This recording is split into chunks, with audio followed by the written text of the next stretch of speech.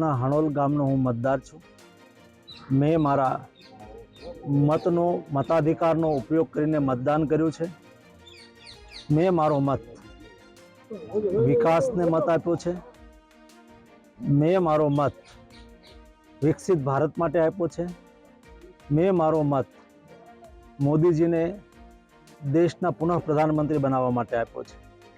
જે રીતે સવારથી જનતા ઉત્સાહપૂર્વક લાઈન લગાવીને મતદાન કરી રહી છે, ઉત્સાહ દેખાઈ રહ્યો છે, ભારતીય જનતા પાર્ટી પ્રત્યે વિશ્વાસ દેખાઈ રહ્યો છે, મોદીજી પ્રત્યે શ્રદ્ધા દેખાઈ રહી છે।